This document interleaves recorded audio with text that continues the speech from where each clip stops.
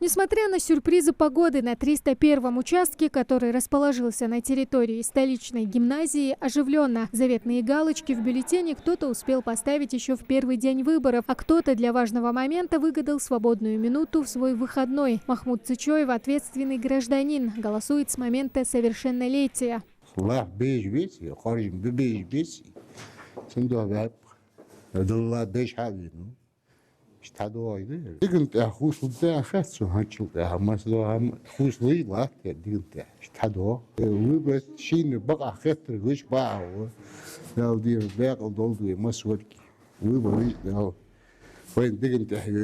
За порядком на выборах традиционно следят наблюдатели. На участках они будут дежурить все 3 дня. Также в режиме реального времени организовано видеонаблюдение, чтобы все было честно и прозрачно. Есть люди, которые разъясняют все правила людям, избирателям.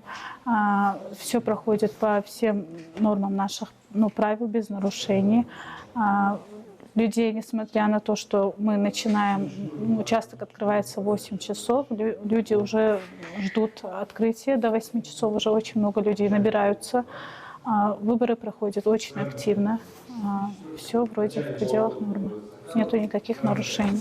3 дня на выборы в силах избирателей выбрать, каким будет наше будущее в ближайшие 6 лет. На пост главы государства претендует 4 кандидата. Избиратели надеются, что это голосование станет символом глобальных преобразований не только в регионе, но и в стране в целом.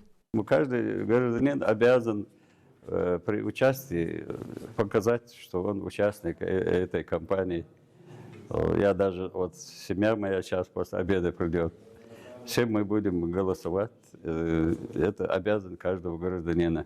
Важен каждый голос. На 301-м участке зарегистрировано около 2000 избирателей, из которых уже больше половины определились с выбором и проголосовали. На участке мы можем сейчас сказать, что около 70% наших жителей проголосовало. В этот год, важный год, год семьи, к нам приходят целыми семьями наши избиратели. Нас это радует очень. Маломобильных у нас 5 человек.